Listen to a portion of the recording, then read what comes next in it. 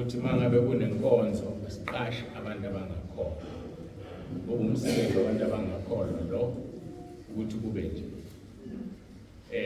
Endiningi imali abayithathile mangaphazama 2.5 kodwa kwafuna imali ngayithumela kodwa nakho and nakuyo lenkonzo yokuqala bebekhona bangabibikho.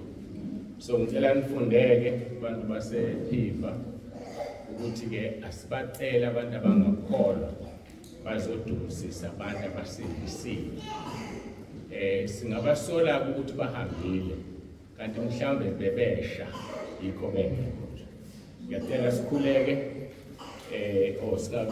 singakakhuleki ngithanda ukuthi ngidlulise ukubonga kwiMasikhwaya yasentabeni bengazi ukuthi ngicula kahle kangaka manihlangene ngingama-branch amathathu angithi Gauteng eGauteng mabili uThongati noMtuba kunjani ukuthi ama-branch awu-4.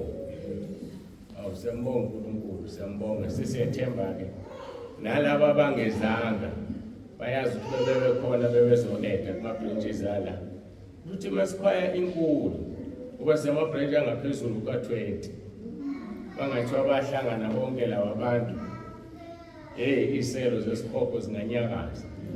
Ake sithandazeni sicela uNkulunkulu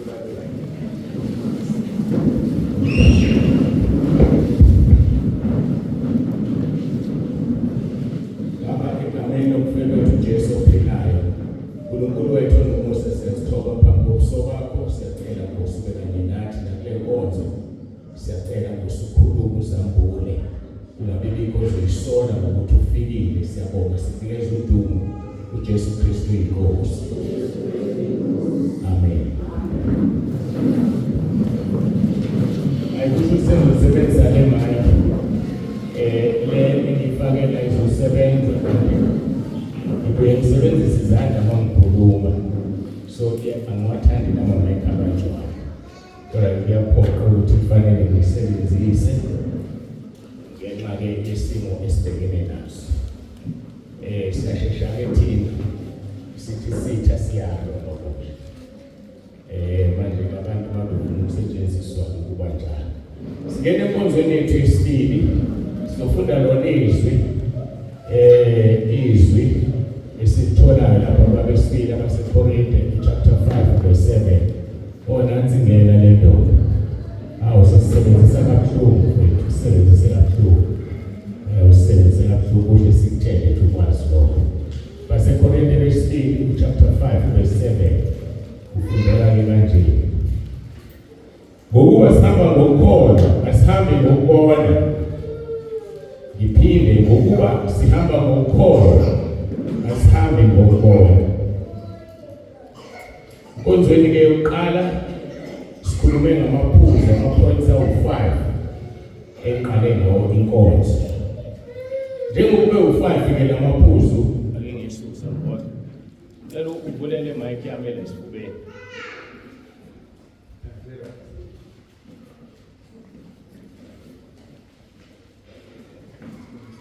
Ivuliwe la kusho ukuthi ayisebenzi.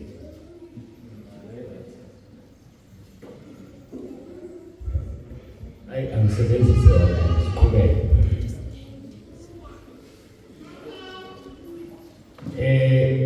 Sitheke kunumber 5 ezwini lenkosi. Angizwanga ayilungile siqhubeke. Ngiyabonga. Sitheke kunumber 5 ezwini lenkosi kusho ifavor kaNkulunkulu, umusa kaNkulunkulu. Umusa kaNkulunkulu-ke awehleli noma ubani kodwa abakhethiwe. Izwi lenkosi-ke liyasicacisela lithi baningi ababiziwe kodwa bayingcosana abakhethiwe.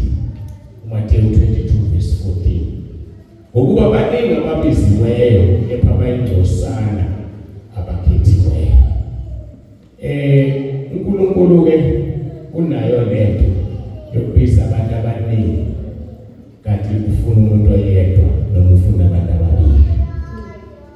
Sikhona-ke la ePhiva sifikile sizele enkonzweni, asinalo iqiniso lokuthi njengoba sikhona nje sikhethwe sonke ukhethiwe njengoba ukhona. ubizelwe ukuzogcwalisa inani. Mawufunda izwi lenkosi lapha kuPetro uthi umpostoli Petro wayibhala akube yilo naloyo akhuthalele ukubizwa nokukhethwa kwakhe. Uyakukhuthalela ukubizwa kwakho, ukhuthalele ukukhethwa kwakho. Awuzuthi ngoba ubiziwe bese uyadebesela. Umpostoli Paul inhlanganisa phuna lento ubhala izincwadi eziwu-13 eBhayibhelini. Kodwa uthini lapha? Uthi ngiyawuthuba umzimba wami kuba ngingathi sengishumayeza abanye bese ngilahlelwa ngaphandle. Kusho ukuthi uPaul eBhayibhelini unencwadi eziwu-13 akwenzi lutho lokho. Mina nawe ke singenayo neyodwa. Kudalwa yisithembeselo ukholwa wethu. Yini uma umuntu uPaul lapha chapter 12 abaKorinte besibili uthi wayawela isithatha izulu wabona izinto kwezokukhulunywa izinto ezikwathwanga sikhuluma ifike emhlabeni kodwa still akekho sure ukuthi uzongena ezulwini. Yini thina sithethe njengabantu abazi ukuthi bazongena ezulwini? Ngoba kungumusa ukungena ezulwini. Kufanele udelele umusa kaNkulunkulu uma ufuna ukungena ezulwini. Ngoba sibaningi sibiziwe kodwa bayingcosana bakhethiwe. Ungadlali-ke ngomusa kaNkulunkulu. Apostle Paul Galatia chapter 2 verse 21 uthi angiwenzi ize umusa kaNkulunkulu ngokuba uma ukulunga kuya ngomthetho khona uKristu wafelize. Asingawenzi-ke umusa kaNkulunkulu siwenze ize. Ngoba uKristu akafelanga ize. KumaHebheru chapter 7 verse 25 ithi ngakho-ke unamandla uKristu okusindisa ngokupheleleyo abeza kuNkulunkulu ngaye lokhu ephilela njalo kwamela. Unamandla uJesu wethu, unamandla okusindisa ngokupheleleyo. So laba abasindisiwe kube kungaphelele abasindiswanga uyena ngoba yena mayekusindisa ukusindisa uphelele, mayekusindisa ulahla zonke izono uzishiye uhlukane nazo ungazilahli kuphela uyazivuma. Ekuvumeni izono uyabuyisana nabantu owonene nabo. Ngoba kukusiza ukuthi uvume izono uNkulunkulu ungabuyisani nabantu owonene nabo. Siyabuyisana nalabo bantu. Indodana yolahleko uma uyifunda kahle indaba yakhona ithi izwi lenkosi sekusile yathi ngiyakuya kuBaba ngifike ngithi Baba ngonile kulo izulu naphambi kwakho. So uma sona kubantu abawu-2 wona ezulwini wona kumuntu okubonayo. Mawusuxolisa uxolise ezulwini uxolise kulo muntu wakubonayo. Ngoba uma ungaxolisile kumuntu wakubonayo kuneketanga elikubophile. Lithi izwi lenkosi laseKorinte oqala chapter 6 lithi loyo ohlangene nesifebe unyamanye nesifebe. So ngamanye amagama uma waba nobudlelwane nomuntu mhlawumbe ebusheni bakho noma usumdala noma usushadile unyamanye naye. Uzozivuma izono uqede uthi ubheke ezulwini ithi insizwa Nkosi nami ngicela ukuya ezulwini. Uthi hayi you don't qualify. Athi nansi intombi yami usibalibane ezulwini nje. Akazange angitshele ukuthi usesindisiwe. Akazange azoxolisa kimi. Yothi uJesu yofaka lo muntu ezulwini yojikisa wena ongasivumani isono kuyena khombe isikhopheni. Ngakho-ke nqamula intambo ekuxhumanisa nomuntu owona naye. Ngokuhleke sikhonza uNkulunkulu obonayo nowaziyo. Esikhule nabo ebusheni bethu saganga nabo abanye sisabazi ukuthi baphi. Ngeke kubambele lokho uNkulunkulu ngokuyazi uyabona. Kodwa obaziyo hamba ubuyisane nabo. Lapho wantshontsha khona hamba uyoxolisa. Ngoba ngeke ungene ezulwini ungaxolisile kubantu ababili. Ithi indodana yolahleko ngonile kulo izulu naphambi kwakho. Uxolisa kuNkulunkulu nakuyise. Ile nto okufanele siyenze bazalwane. Ngakho-ke unamandla uJesu okusindisa ngokupheleleyo abeza kuNkulunkulu ngaye lokhu ephilela njalo kwamele. Sinommeli onguJesu uphilela ukusimela umasonto. Lesi senzo esenkosi uJesu Kristu sibizwa ngokuthi singumusa kaNkulunkulu kithina. Ingakho ke kufanele sidlale ngomusa kaNkulunkulu. Kufanele sizivume izono zethu sihlukane nazo, sizivume kubo bonke abantu sibonileyo. Ingakho kusiza ungabe umuntu osheshe ukukhuluma. Uthi umpostoli uJakobe ningabi ngabefundisa abaningi ngoba nizongena ekwahlulelwe nokukhulu. So asingi ngabefundisa abaningi. Ungakuthandi uma la upulpit. Ungakuthandi manihlangene ningabangani ufone ufane wena nje okhulumayo sebehlangene nawe bonke labantu. Ukusazohlulelwa ngalawo mazwi. Lithi izwi lenkosi kuMateyu onke amazwi ayize eniwakhulumayo niyakuzilanda ngawo phambi kaNkulunkulu. Amazwi ayize yilento yokuthi uncokole khona wena abantu bayahleka nje kuze kuthiwe mawusunjwathi ayusibanibani bekuhlale kuhlekwa nje inkosi yami lapha ekhona muhle ulungile kuhlale kumnandi nje kanti ngale uyazilanda namazwi awakhulumile kufuneka uwasho onke kusukela ekuseni kuze kube manje usazikhumbula izinto ozikhulume izolo usazikhumbula uma ngathi wathatha inkukhu nejwayelekile yobekwa phezulu entabeni kunomoya uthi uyithuthe impapho isusu la uqeda khona uvele kuqhamuka izwi ezulwini ithambo uziqoqe zonke lezi impapho ungaziqoqa sezithathwa umoya kanjalo amazwi ayize uthi uJesu lona lo uyakuzilanda ngawo lawo mazwi. Ngakho-ke kufanele singadlali ngomusa kaNkulunkulu ngoba uJesu wethu unamandla okusindisa ngokupheleleyo abeza uNkulunkulu ngaye, hhayi abeza uNkulunkulu bodwa, abeza ngaye ngokuyindlela neqiniso lokuphila. Masibukusanekela amaphuzu awu-5 ngeke siwaqede le nkonzo, siwaqeda kusasa kugcina kwenkosi masisaphila. Elokuqala-ke lithi asihambi ngezinyawo zethu, sihamba ngokukholwa.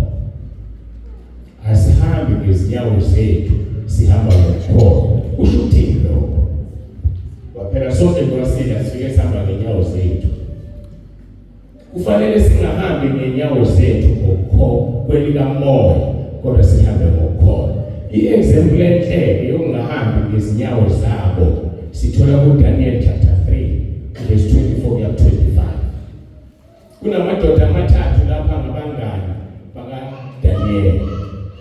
Yathi inkosi ngikhothameleni, bathi abafana singakhothama phambi kobuso bakhe.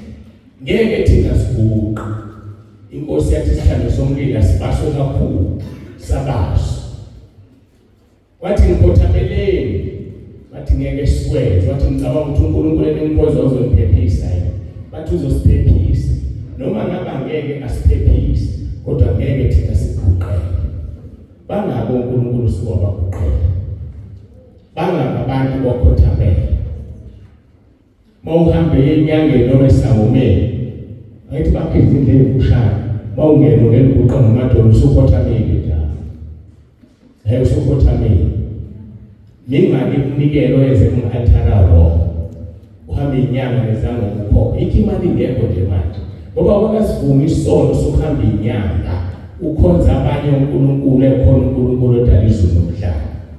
Uyena kuphela esimkhonzayo.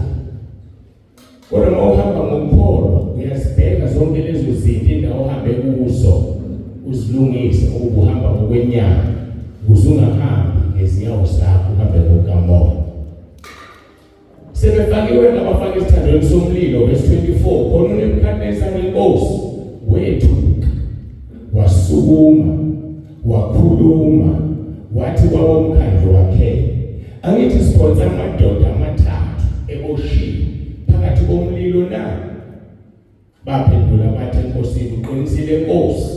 Yaphendula yathi bhekani ngibona amadoda amane akhululekileyo ehamba phakathi komlilo awachithwanga ukubonakala kwesine kunjengendodana kaNkulunkulu. Ihumuso lezulu elithi indodana yawo uNkulunkulu, which is very wrong. In New King James, it's in the form of the fourth, or the form of the fourth is like the Son of God. So owesine ubukeka njengendodana kaNkulunkulu ophilayo. Asiphinde leli vesi ngifuna nilalele. Khona beqhathanisana inkosi wethuka wasuka wakhuluma wathi kwabomkhandlu wakhe, angithi siphonsa amadoda amathathu oshiwe ngaphakathi komlilo na makale ayiboshiwe ephonsi futhi ayiboshiwe izandla neenyawo. Baphendula bathi uqinisile Nkosi. Wayesephendula ethi, bhekani ngibona amadoda amane akhululekileyo enzani ehamba, ayingahambi ngenyama, ayihamba ngomoya. Ngokuba ehamba ngenyama umlilo uzobashisa abashaya, ngoba behamba ngomoya. Yilokho ukuhamba ngomoya ungahambi ngenyawo zakho. Ehamba phakathi komlilo abathithwanga, lithi ukubonakala kwesine kunjengendodana kaNkulunkulu. Uhamba ngomoya ungahambi ngenyawo zakho, uhambe wedwa. uNkulunkulu uthuma indodana yakhe ingene nawe emlilweni, ingene nawe enkingeni. Noma yiphi inkinga obhekene nayo, uhamba noJesu. Ngoba uhambi ngenyama. Kodwa bahamba ngenyama, noma yiphi inkinga abhekana nayo, uhamba nesitha sikaJesu singuSathane. Uthola ukuthi akwazi ukuphuma enkingeni. Lithi izwi leNkosi Mkubo 34 ziningi inkinga zabalungileyo, kodwa uJehova uyakuphula kuzo zonke. Ngoba sizongena enkingeni, sizongena ezintweni ezibuhlungu, kodwa ngoba sihambi ngenyawo zethu, sihamba ngezinyawo zikamoya, hayi sizophuma kulezo nkinga kube ngathi akwenzekanga lutho. Lithi iBhayibheli ngesathi bephuma amashethi abo ayengavangukanga nenwele zabo zikhombisana ubusha, lalingekho nephunga lomlilo. Yazi ukuthi makwasa umlilo udlula wena, uthi ufika la uyakhona kuthiwa nokumlilo kwenze njani, usithi ngidlulela kunomlilo khona, udlule eceleni. Bona bahamba kuwo ngezinyawo zabo, ngoba babengahambi ngezinyawo zenyama, babehamba ngezinyawo zikamoya. AmaHebheru 11:34 lithi ngokukholwa batima amandla omlilo ngezinyawo zabo, ngoba babengahambi ngezinyawo, kodwa babehamba ngokukholwa. Uyithatha kunyawo ecishuliwe, ngoba awuhambi ngenyama, uhamba ngokukholwa. Bazalwane, ake sihambeni ngokukholwa, singahambi ngokubona. Noma imuphi umlilo ohlangabezana nawo uzowucisha, noma imuphi noma uhlobo luni. Ngisho sebekudwebela uvile bafuna ukukubulala, ngeke bakubulale, ngoba awuhambi ngenyawo zakho. Ngikhulumeke mina yasengiqeda iminyaka emibili, ngiyazibalela. Nginale minyaka yami yokuzalwa neminyaka yami leyami engibalayo emibili. Kwathiwa ngizobulawa, ngibulawe igama elithi uJesu Kristu inkosi. 7 November 2022 ngathi kwayinkabi mhla ka-6 November 2022 yathi mkhulu kade ngithengiwe kuthiwa ngibulala, sengitadishile ngabona ukuthi ngeke kwenze lutho, awunacala. Ngabatshela laba bafuna ukukubulala sebethenga abanye zigade umkhulu, kusasa bathi bazokwenza lokho. Ngabonga ngathandaza, ngatshela ngihamba naye. Namhlanje udlulile u-7 November wesibili, ukuthi ngina 2 years ngipregnishwe ngokubulawa, kodwa ngihamba ngedwa nje nonkosikazi wami, akho security asigadwa, ngoba sigadwe ongabonwayo. Ngoba sihambi ngenyawo nizibonayo, sihamba ngokukholwa. Kuba njalo ke uma uhamba ngokukholwa, ngizobulawela nje ukuthi igama elithi uJesu Kristu inkosi, ngoba beyizitha zalo. And mangitshela laba abafuna ukungibulala bayakholwa, bahola amabandla. Angazi ukuthi mayengekho inkosi uJesu ukubona ubani inkosi. Asiqhubeke. Lithi ke ngokukholwa bacima imililo, uHebheru 11:34. Ngenxa yokuthi babehamba ngokukholwa inkosi uJesu Kristu yanyathela kanye nabo umlilo, acinywa amandla omlilo. Uhamba nobani wena? Unyathela nobani wena? uyahamba ngokukholwa noma uhamba ngokubona. Uma ke singahambi ngenyawo zethu kodwa sihamba ngokukholwa, indawo esinyathela kuzo ngamathe onyawo lwethu siyazidla, sizidlela uNkulunkulu. Yabona ndawo yasePhiva sesidlile, sekusele lokho ozosabela. Akazi noma ngizwe ukuthi ngithini, kusele ozosabela. U-Isaya esebonile inkosi uJehova uNkulunkulu ehamba namaserafi noma amakherubhi, noma ehamba namaserafi awu-6 endiza ngamaphiko awu-6 endiza ngamabili, emboze inyawo ngamabili, emboze ikhanda ngamabili. Uthe maye babona u-Isaya wathini? Wathi maye kimi ngoba ngibonile uNkulunkulu, indebe zami zingcolile. Wathi ngihlezi phakathi kwabantu abandebe ezingcolile. Ngoba uma umbone kahle ubona izono zakho, ukwenza ubona izono zakho, awuzivumile endaweni izono ngoba ukakahlangana nayo. Mhla wahlangana nayo uzosha. Umzwili uthele nomzingisi uthi ahambe uvuma izono bonke abantu lezi ukuthi akayixoxe, bazazi imshisi efuna ukuyivuma kodwa ngoba engekho phansi kwe-guidance evuma noma yikuphi ukumsizayo. Kodwa uNkulunkulu wabuka wathi nawe umuntu ufuna ukuyihlanza, izokuxhumanisa nabantu abazokusiza. uZakewu, abantu abakholwa ukuthi uJesu wavumisa izono. uZakewu egibele esihlahleni efuna ukubona uJesu. Uma efika uJesu phansi kwesihlahla uthi Zakewu yehle emthini ngokuba namhlanje kumele ungene endlini yakho. Bahamba lithi iBhayibheli ibane lokungena uZakewu wasukuma. Wathi uma ngimephuthile umuntu into ngikuyisiphindwe kane. Akhona uvuma izono lo. Angithi phela wayesebenza kwasazi ngolimi lwanamhlanje. Wayekhokhisa intela uZakewu. Namhlanje abantu bayintela bayakwenzela ube nama-returns engakufanele, ihlephelane emalini, isono phambi kaNkulunkulu. uZakewu waxolisa isono esifanayo. Wathi uma ngingaphuthile umuntu into ngizokuyisiphindwe kane. That is the confession of sins. Awusumtholanga uJesu ngoba akavuma izono zakho. Mawumthole kahle, uvuma izono. Waphinda wathini? Wathi uma wasethi ngizothatha ingxenye yempahla yami 50% ngiwabela abampofu. Kusho ukuthini lo?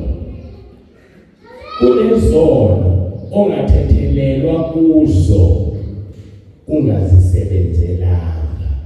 Yazi ngisangizwa kahlekile manje. Kunezono ongathethelelwa kuzo ngoba uzisebenzelanga. Ake ngivula abase-Efesu uzwe esinye sazo. Kunezono kufanele uyisebenzele, ngisho ungazivuma. Uma ungakasebenzeli ngeke uthethelele.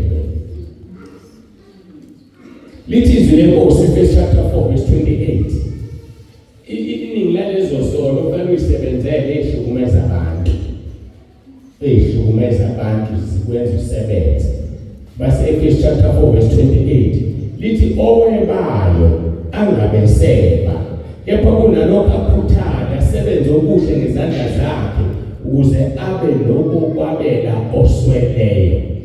Usuzwile? Uma wake weba uzozivuma isono sakho, sekufanele ukhuthale usebenze uphe abampofu. Ukhokha laba abantu abantshontshela ongasakwazi ukuxolisa kubo, ongasakwazi ukubuyisela into zabo.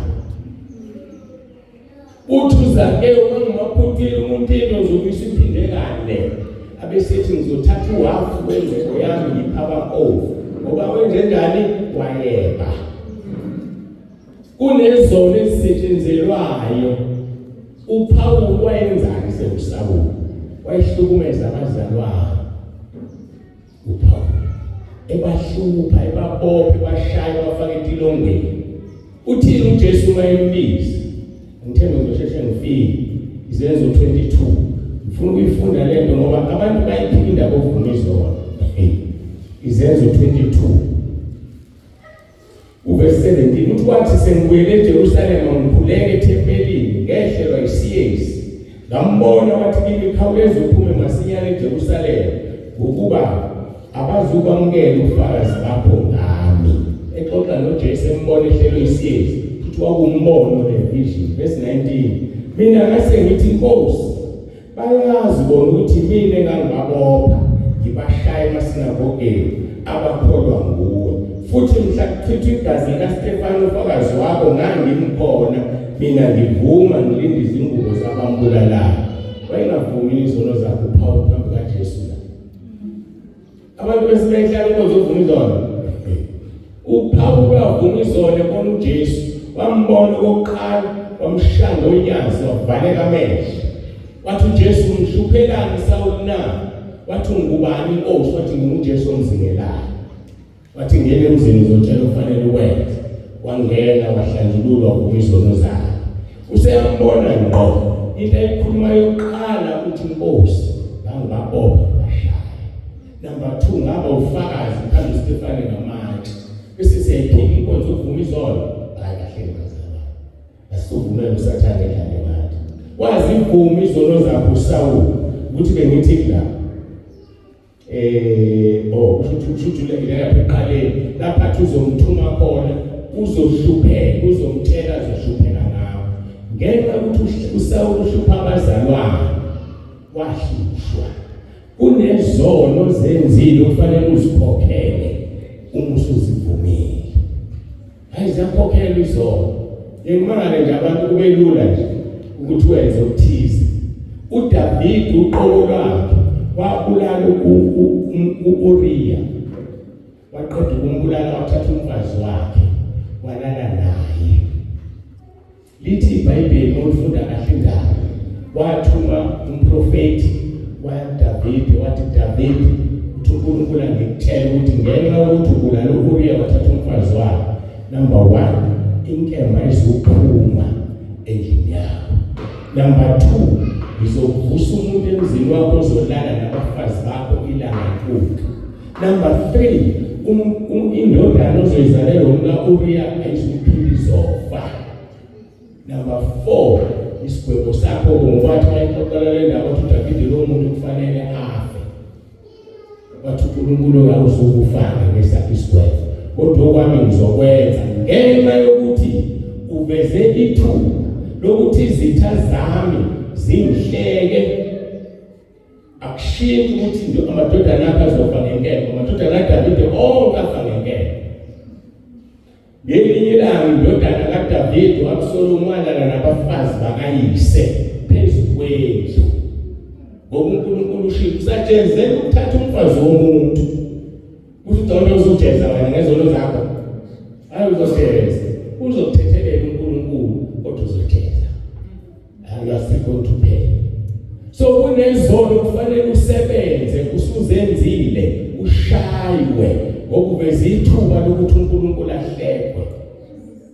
Abanye abantu banemishado emibi namhlanje ngoba bakholwa bengamantombazane bebancane, bakholwa basindiswa, bafakaza ngoJesu. Uthe kuthuba babonana bekhulelwe, intombazane kaSibani evutha kanje ikhulelwe kanjani, laphotheka ivangeli. Wahamba mhlawumbe usivuma isono sakho, kodwa uNkulunkulu uzokunika indoda ezokuhlupha kanti uyaphupha, ezoqonywa ilale nengane yesikole ekamelweni lakho, ngoba wena wamphoqa useyintombazane wamitha usufakazile ngoJesu. Kodwa kungcono uphokhe emhlabeni ngesono sakho sithethelelwe ungene ezulwini kunokuphokha ngomlilo esikhokweni. Siyaphokha ngezono zethu bafowethu. Akusho ukuthi usuvuma isono sephelile. Uma isono senzile senze wahlambalaza uNkulunkulu, ngokwazi ukuthi usazokhokha. Ngoba kufanele abantu bazi phela ukuthi uma wenze nje uNkulunkulu kwenze nje. Akusuvele kube mnandi nje bese bonke abantu bamdelela uNkulunkulu. Uzokwenza isifundo ngawe. uJudas Iscariot sedayise ngoJesu, waphindela kubaFarisi wakuyisela imali waxolisa. Kodwa kwenzekelanga waphuma lapho uzilengisa amathumba aphuma ngaphandle. Ngoba kufanele ukhokhe ngesono sakho. Vuma isono sakho bese uyakhokha. Uma wake weba sebenza ngezandla zakho ukuphe abampofu. Ayisengizwa ke manje le ndaba, ayisengizwa kahle. iyona nto-ke le ethi sihamba ngani ngokukholwa, asihambi ngokubona. Uma singahambi ngeenyawo zethu kodwa sihamba ngokukholwa, iy'ndawo esihamba kuzona zinjani? Siyazidla. uDeuteronomy 11:24-35 ithi yonke indawo lapha amathe onyawo kwenu eyakunyathela khona iyakuba ngeyenu. Akuyi kubakho umuntu ongema phambi kwenu. Jehova uNkulunkulu wenu uyakubeka ingebhe novalo ngane ezweni lonke eyakunyathela kulo njengalokhu akhuluma kini. Ake sihambe ngobungcwele sizozidla indawo. Uma ukhona ekhaya lezwi uyabuza ubufakazi obunye babo kukhulu ukukholwa, kodwa futhi ungeke umphikise umuntu ngoba ubushilo benzekile kuyena. Okubuya nje engqondweni mhlawumbe nizokukhumbula ngoba sekudala omunye wahambe uyofuna i-ID eHome Affairs, wathandaza ukuthi uJesu Kristu uyinkosi, ulayini umude. Uthi uthe mayifika ulayini umude avele afa amakhompyutha. Athe mayefa ngazi bathiwa zolunga emva kwesikhathi esingakanani, waqinisela wahlala avele alunga wathathwa wasizwa. Angithi ungenile wayidla iHome Affairs ngenyawo zakhe. Lasihamba khona soyidla le ndawo ngoba sihamba ngani ngokukholwa, asihambi ngokubona. Kodwa kubiza ukuthi ulahle zonke izinto, ulahle isona esithandela kangaka kuwe ukuze uhambe ngokukholwa. Lithi kakuyi bakho umuntu ongema phambi kwenu, Jehova uNkulunkulu wenu uyakubeka ingebhe uyosaxa, oqhamuka uvele usaxa. Abantu bekwesaba bazi bakusabana, kanti akuwena ohambayo, uJehova sebawuthi uqobo. Uma ungahambi ngezinyawo zakho kodwa uhamba ngokukholwa, akho muntu oyoma phambi kwakho kunoma yini oyifunayo. Lithi uNkulunkulu uyobeka uvalo nengebhe abantu bakwesaba, ngokuba yilowo okuwe mkhulu kunalo sezweni. AmaRoma 8:31. Asimthathe ngani hambe nathi ngoba mkhulu kunosezweni. No 1 John 4:4. uNkulunkulu eme ngakithi, ubani ongamelana nathi na? Sisekuyo le ndaba ukuthi uma uhamba la unyathela khona ngenyawo zakho uyayidla leyo ndawo. Khona isihloko ngishinge isiqala sesiyabuye esesimbeke kukho konke lesi sikhathi izono zakhe. Ngiyakhumbula lokuhamba naleyo ndawo nayilahle endleleni yangikhumbuza uNkulunkulu manje. Uthe Izayi sevuma izono zakhe, bathi ngihlezi phakathi kwabantu abangcolile nomlomo wami ungcolile. uNkulunkulu wathumela ingelosi yakhe ithathe ilahle e-altar kodla, afika ibeke emlonyeni wakhe, yathi ingelosi uthethelela izono zakhe. Uthe emva lokho ngezwi lithi siyothuma abani na, ubani yokusiyela ngenxa yokuthi usevuma izono zakhe. Wathi thuma mina Nkosi ngikhona. Engingakwazi ukuthi lalivele likhona lelizwi engalizwa livinjwe izono noma lalingekho laqhamuka ngoba esegcwele, kodwa iqiniso lilodwa walizwa ngoba esevuma izono. Mhlawumbe la uNkulunkulu kade aqale kubiza awumuzi noma umuzi ampostpone ukuthi ngisemncane ngisasebenza ngisakhulisa iy'ngane ngisenza lokhu nalokhu. Yazi uzuyithathe leyo uzonqaba nayo. Yenza umsebenzi kaNkulunkulu uyabiza. Nangu umsebenzi ophelekile kule ndawo. Uthi uNkulunkulu usiyothuma abantu ubani yakusiyela na. Uzoqinisela abanye bashumayela behlezi kwi-chair ngenxa yenkani uNkulunkulu semshayile. Abe isandla umuntu athi ngegama likaJesu asukume kwi-chair yamuntu, yena akakwazi ukusukuma ngokushayiwe. Ufika umuntu ogula noma ngasiphi isifo isigama leNkosi uJesu phezu kwakhe asinde, yena ngeke asinde ngokushayiwe wayengalaleli. Ufuna ukwenza umsebenzi kaNkulunkulu ngoba usuhlezi kwi-chair, hayi kulungile sokhuluma thina. Manje wengasekho leso sikhathi yosho lasho leli yakhe ehlapha phambi kwethu yasoshumana isikhizi wheelchair ususho ngokusuhlezi yona. Joshua 1 verse 3 zonke izindawo ayanyathela kuzo amathonya okwenu ngininike zona. Sekukuwe ukuthi avuma yini le ndawo le sesinikile uNkulunkulu. Sekufanele umuntu ozohola abantu bendawo abasizulwini. Uzoya kanjani ezulwini kunabantu abayisihogweni ngenxa yabo? Uzothi-ke naye akekho ozesihogweni ngenxa yabo ngoba ngisenze isono.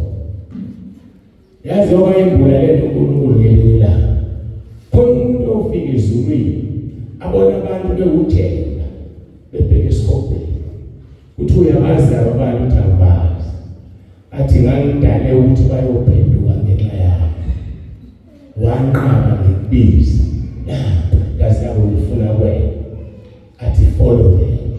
Nkosi angifebanga ukuthi abangamphuzanga, athi gazi yabo ngifuna kuwe, ngakubiza banqaba balandela. Khona abantu abazosha esihogweni bebe ney'phingi nababulali bashere nje ukuthi abamlalelanga uNkulunkulu. Uthi kuSawuli ekhuluma ngoSamuel, isono sokungalaleli sifana nesono sokubhula. Ufana nomuntu umzalwane ohamba waye enyangeni ungamlaleli uNkulunkulu. Joshua 14 verse 9 Mose wafunga ngalolo suku wathi impela izwe unyawo lwakho linyathele kulo liyakuba ifa lakho nelabantwana bakho kuze kube phakade ukuba umlandele uJehova uNkulunkulu wami ngokupheleleyo. Kunefa oluthola ngokulandela uNkulunkulu ngokupheleleyo abesekunika. Ungakhohlwa ukuthi uNkulunkulu ufuna ukuphruva kuSathane. Angisiphiwe lesi statement. Ungakhohlwa ukuthi uNkulunkulu ufuna ukuphrovela uSathane. Bangaka befundisa abathwele abayenyangeni abaye koNigeria baya koZimbabwe baya koMozambique bayothwala abanamabandla amakhulu abacelile abahamba ngamajethi abahlala ezindlini zamamiliyoni ngenxa yokuthi bathwalile baya kuSathane. uNkulunkulu ufuna amadoda namadodakazi azomlandela ngokupheleleyo abese wanika ingcebo yalomhlaba to prove to the devil ukuthi uyakwazi ukwenza okungcono kunabantu abathwele. Wena ufuna ukwenza umsebenzi kaNkulunkulu uthi kuyalanjwa ukufundisiwe. Abalambayo abangamlandeli uNkulunkulu ngokupheleleyo. Mawulandela ngokupheleleyo ufuna ukusebenzisa ucebe kulomhlaba udlula abathwele. Ngoba uNkulunkulu uthi igolide nesiliva lingelakhe. Hlala ngokufuna isihogweni. Kodwa uthi yena impela izwe unyawo lwakho linyathele kulo liyakuba ifa lakho nelabantwana bakho kuze kube phakade ngokuba umlandele uJehova uNkulunkulu wami ngokupheleleyo. Amazwi kaMose etshela uJoshua.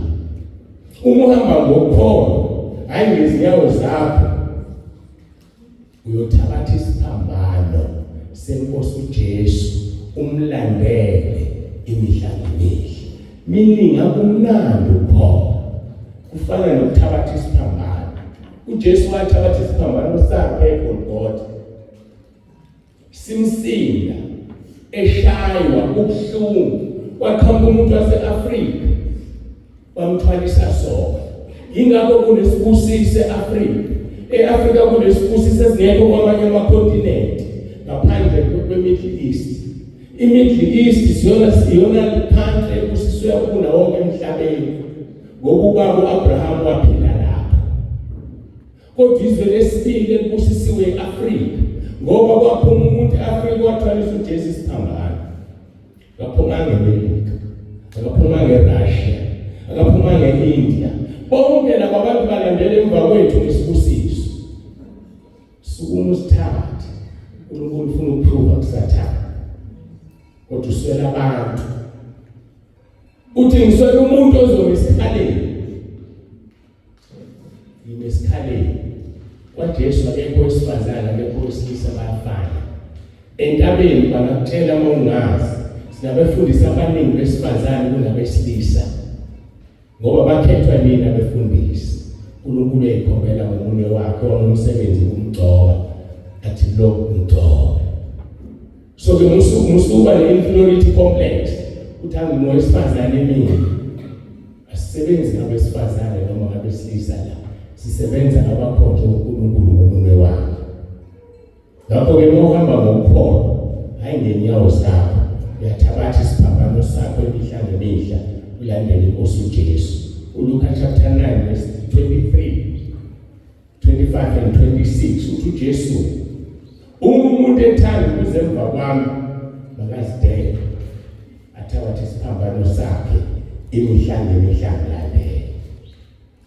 Ozemva kwaJesu mayithabatha isiphambano ezidela uyashintsha kungabi uye, angahambi ngenyawo zakhe ukuhamba emva kwaJesu uyathelela inyathelo khona, ahambe ngokukholwa. Verse 25, ukuba ke kumsizana umuntu umezuzile izwe lonke yena uqobo walahlekelwe nokuba nemali na. Ukusizana ukuzizwe lonke. Yabanza abantu abazuzizwe lonke. Ake ngikuchazele mhlawumbe ukwazi mase ngitshele uzobala. Kunabantu abacelile lapha besibuka nathi sihamba la kade eshuma bethi bekuyithoka sibuka imizi emihle phakathi kwemizi yakobona ukuthi bahlupheka abantu bakhona. Kwenzeke kanjani? Yakumsizana umuntu ukuzizwe lonke ulahleke nokuphila kwakho na.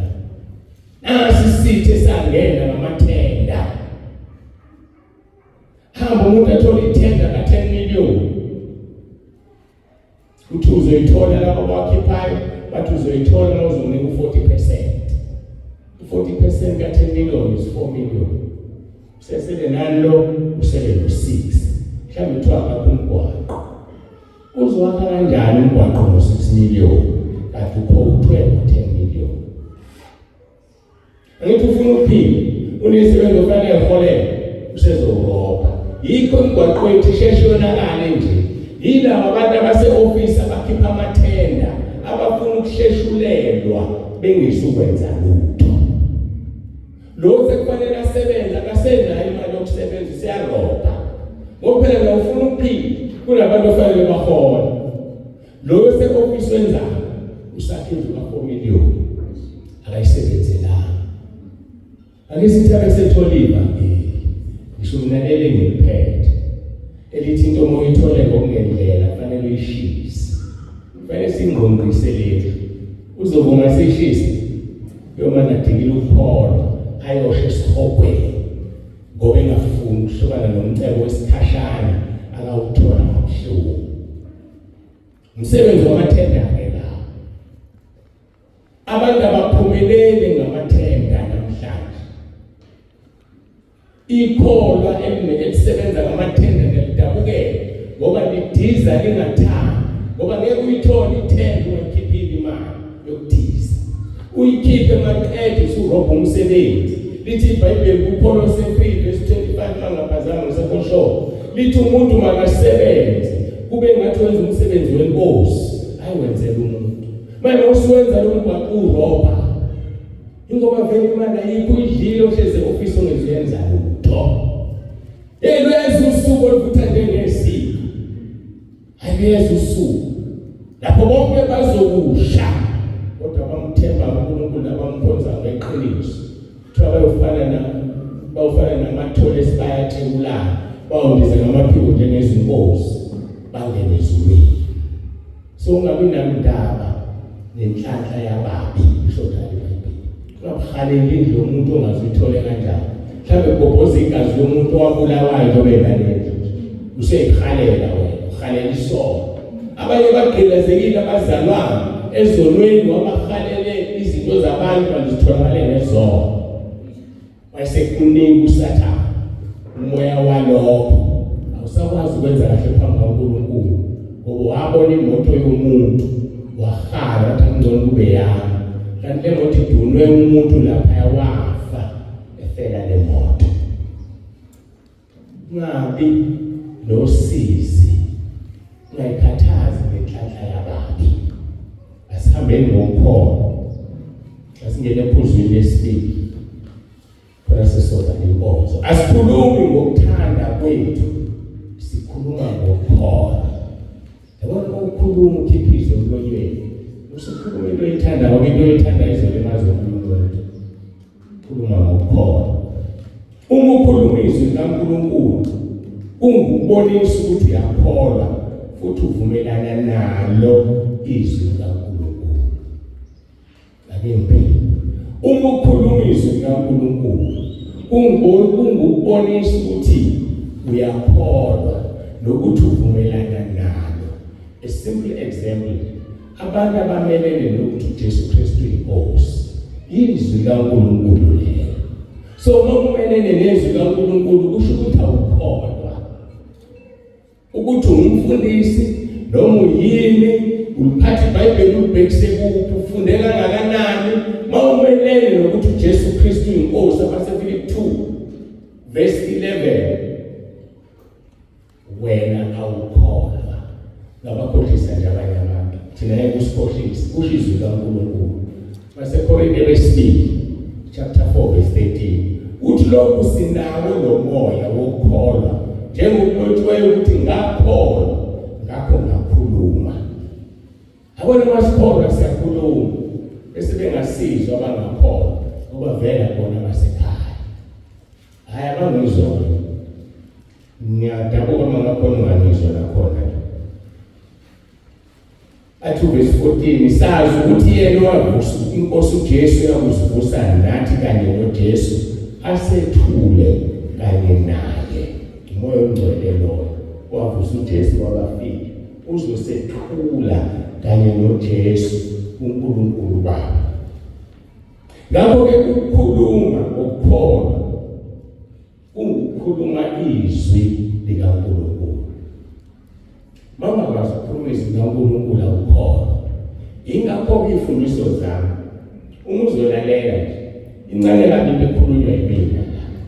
Ikhotha izwi eBhayibhelini. Ngenzani uma ngikhotha izwi? Kusho ukuthi akukhulumi mina, ukhuluma iBhayibheli. iBhayibheli akulona iBhayibheli ulizwi.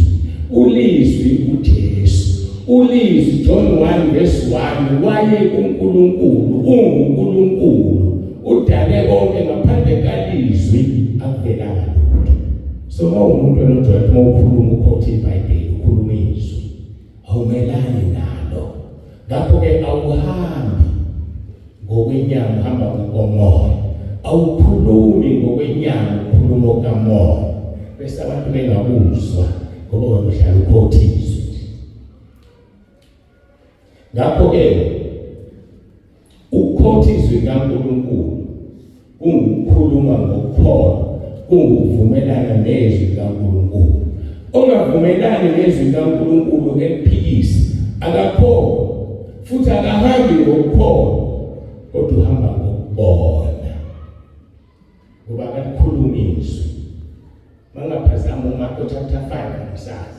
Lithi iBhayibheli uJesu wakhuluma izwi, bagcwala abantu. Bayagcwala abantu bakhuluma izwi ngoba izwi linguphilo. Uthi uPetro kuJesu, wathi uJesu nale mfuna ukuhamba, sehamba abafundi aba-over 70. Yazi baxakwa into yobala. Uthi uJesu odle inyama yami, aphuze igazi lami, unophilo phakathi. Ngenxa ukuthi basenyameni, sesingamazimzini thina sonke umuntu, siphuze igazi lakhe, awusiyabheda asambeni. Uthi uJesu uPetro nale mfuna ukuhamba, uthi uPetro singayapho ngoba bazophila kuwo. Ukuphila ukuthi athi uJesu uma udla inyama yakhe, uphuza igazi lakho nophilo phakathi. Ngoba kasho le nyama esibonayo, usekhuluma ngokukholwa. Inyama kaJesu isinkwa, uthi ngiyisinkwa sokuphila. Izwi lakhe inyama yakhe, igazi lakhe umoya ongcwele. Igazi lakhe umoya ongcwele.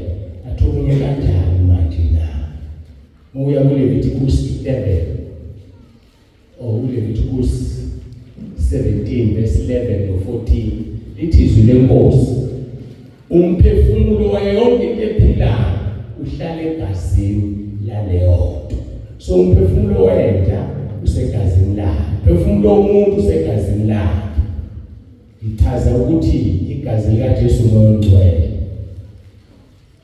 So uma umphefumulo wakho uhlala egazini, yikho umuntu mayopha ophe kakhulu uyafa, ngoba ngesikhathi kuphuma igazi kuphuma indawo ufanele uhlale kuyo umphefumulo, awusena ndawo ubusubuyela kumnikazi wawo. Nenkomo mayihlatshwa ukhuluma eduthulwayo kunendawo etholakalayo la nomthambo omkhulu abakugwazayo asebekufundile yophe ibisiyafa. NoJesu wangena ngegazi ngomoya ongcwele kuMariya. uJesu wavusa umoya ongcwele. Kusho ukuthi umoya kaJesu ongcwele wawuhlala egazini lakhe. Ngakho ke umoya ongcwele igazi likaJesu ayilapho. Manje uJesu ophuza igazi lawo nokuphila phakathi, uthola umoya ongcwele nokuphila phakathi. Unayo umoya ongcwele na? Mawunomoya ongcwele ngeke uwone, awusidli so okunomoya ongcwele. Lithi izwi lenkosi lapha kuJohn, onembewu kaNkulunkulu akoni, noSathane akasondeli kuye, ngoba imbewu kaNkulunkulu iyena. Imbewu kaNkulunkulu yizwi. Izwi ulizwi. Ulizwi umoya ongcwele, ulizwi uNkulunkulu bamunye. Haya uqinizwe wena, uzobona into ezokwenzeka kuwena. Ngakho ke kufanele izwi kaNkulunkulu lihlale kuwe, ungaliphikisi. Abasekolose chapter 3 verse 15 no 17 lithi ukuthula kaKristu makubuse enhlizweni zenu, enabizelwa futhi kukho emzimbeni munye, futhi ibani ngababonga. Verse 16, izwi likaNkulunkulu alihlale phakathi kwenu. Sengichazile izwi umoya ongcwele, izwi uJesu, izwi igazi likaJesu. Izwi likaNkulunkulu alihlale phakathi kwenu, livame nifundisane ngokuhlakanipha konke, niyalane ngamahubo nangesihlabelelo nangamaculo omoya, nimhubele uNkulunkulu ezinhlizweni zenu ngokubonga. Wagcina niluhuba. Mina ngisho le ngoma eveliwe, mhlawumbe ubhizi uyapheka noma uyawasha, ungesilisa ubhizi ulungisa ibala lakini icele, uzucula nawe wazi uqaleni. Akucula wena, ucula umoya ongcwele kuwena. Wagcina nini ucula ongcwele kuwe? Wagcina nini udumisa? Wagcina nini umoya ongcwele ujabule ethempelini lakhe elinguwe? Thembeka nje uziphendule. Lithi izwi lenkosi-ke, izwi likaNkulunkulu alihlale phakathi kwenu, livame nifundisane ngokuhlakanipha konke, niyalane ngamahubo nangesihlabelelo nangamaculo omoya, nimhubele uNkulunkulu ezinhlizweni zenu ngokubonga. Konke enikwenzayo, noma kungezwi noma kungumsebenzi, kwenzeni konke egameni lenkosi yethu uJesu, nimbonge uNkulunkulu uyise ngayo. Konke okwenzayo, noma kungezwi noma uyakhuluma, makudumisa uNkulunkulu. Anjani amazwi akhulumayo? Into ephuma emlonyeni wakhe yakha noma iyalimaza. Sekufanele ubuyele uthi ngiyaxolisa mzalwane, kade ukuthi sikhulumile uyaphahluka, uyadilikana nje, awunama amenazi. Umoya ongcwele akekho uzokufundisa ukuthi yini kufanele ukhulume. Uma-ke uhamba ngokukholwa, konke ukwenzela udumo lukaNkulunkulu. Basekorinte bokuqala chapter 10 verse 31. Ngakho noma nidla noma niphuza noma nenzani, konke kwenzeleni udumo lukaNkulunkulu. Ingakho-ke saphiwa leli gama elithi uJesu Kristu inkosi, ngoba ngaleli gama uqisa amadoda. Angithathe leli thuba ngichaza. Ngizwile umphathi wohlelo lenkonzo yokuqala ukuthi ufundile kade ngazi. Lokhu kuPaulo ukuthi yena ube nenhlanhla yokukhuluma abanye abakhulumayo. Mawufunda baseFilipi chapter 2 qala kuverse 9, 10, 11. Lithi izwi lenkosi, uNkulunkulu wamnika uJesu igama eliphezulu kwamagama onke. Ngaleli gama amadola aguqa ezulwini, ayaguqa emhlabeni, aguqa ngaphansi komhlaba. Verse 11. Izilimi zonke zivume zithi uJesu Kristu inkosi, kube udumo kuNkulunkulu. Mawubheka verse 11 ukuthi uJesu Kristu inkosi kubhalwe ngama-capital letters. Ngesikhathi wena ubabaza uJesu ukuthi uyinkosi, udumo luya kuNkulunkulu, inkazimulo ya kuNkulunkulu. Usudumise uNkulunkulu wena, kanti ucabanga ukuthi udumise uJesu ngoba bamuhle. So leli gama libukisa amadola ezulwini. Masithi uJesu Kristu inkosi la emhlabeni, siyabhaka uyingelosi ezulwini. Masithi uJesu Kristu inkosi la emhlabeni, ayabhaka amadimoni. Masithi uJesu Kristu inkosi, ziyazamazama iselo zesihogo, ayabhaka amadimoni asesihogweni, athobela abantu. Ingakho-ke sithi akusona isiqubulo, isivumo. Akusona isiqubulo, isivumo. Thanda uJesu Kristu inkosi. And uma ngisho yila, ngithi uJesu Kristu inkosi, nawe thanda uJesu Kristu inkosi. Ngoba ngikuqisa amadimoni azobalekela kuwe, nawe axoxe ukuthi uJesu Kristu inkosi abaleka esihogweni. Amadimoni into ayifunayo, afuna into ephilayo ngene kuyona. Athi bayibona uJesu, athi ungasihluphi singakafika isikhathi. Ngoba yazi amadimoni azophonsa esihogweni. Siyenze isikhathi ukuthi aphonse esihogweni. Athi ungasihluphi. Acela ukuthi afakwe engulubeni. Bathi uJesu khona nikhona. Ngoba bafuna into ephilayo, bahamba baye engulubeni. Idimoni alidalelwe ukuphila esilwaneni. Iso silwane sayithatha ayizayithatha ingulube zayiphonsa olwandle. Agcine ephumile futhi engulubeni, azodlala kanjani engulubeni zisolwandle. So-ke sisho isivumo esesambulelwe uNkulunkulu, kuphela amaphupho amabi, kuphela iy'nkinga. Mawuphendula ucingo, asisasho ukuthi halo, sithi uJesu Kristu inkosi. Khona-ke wangiqaphela lamaduze. Uyafona uJesu Kristu inkosi. Aphinde.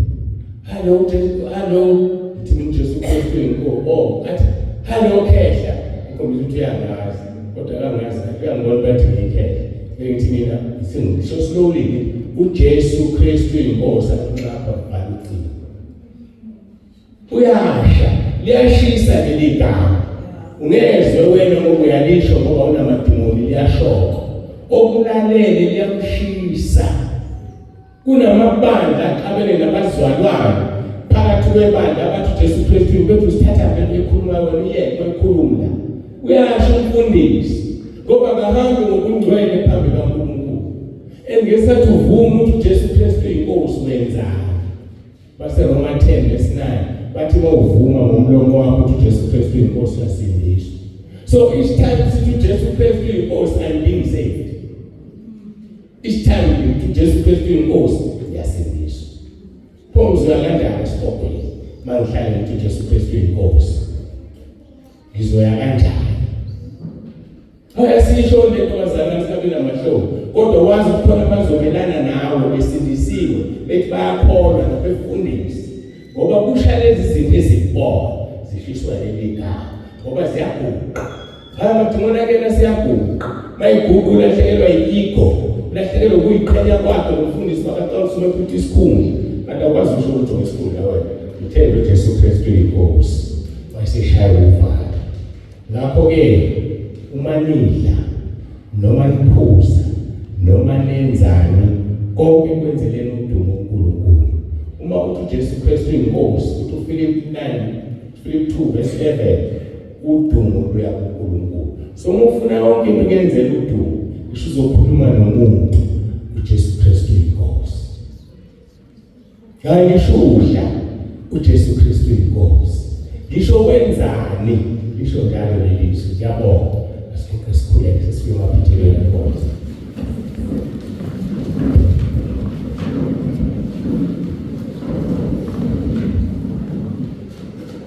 Babulungileyo, babongcwele, uNkulunkulu nomusa, udumo lonke siletha kuwena egameni lomfelo wethu uJesu ophilayo. Siyabonga ngenkosi ngesikhali osiphe sona, ngesivumo esithi uJesu Kristu inkosi. siyabona amadimoni ayabaleka, siyabona amadimoni aphonseka esifokweni, siyabona nabathi bakuphonza bengakuphonzi ngeqiniso bayasha. Siyabonga Nkosi leli izwi ukuthi uJesu Kristu inkosi lisibane enyaweni zethu liwukhanya endleleni yethu. Usisake kanti ibandla lakho Nkosi, ngiyacela ubusise esehlalile lalalela belingalalele mina kodwa beliwalalele wena uNkulunkulu ophilayo uJesu Kristu ongulizwi. Dumo lonke ke Nkosi sininikeza wena. Siyabonga silondoloze usigcine sibone usuku lwakusasa, sizwe ukuthi yini usiphathele wona enkonzweni yakusasa, ukuthi singahambi ngokubona kodwa sihambe ngokukholwa. uJesu Kristu inkosi.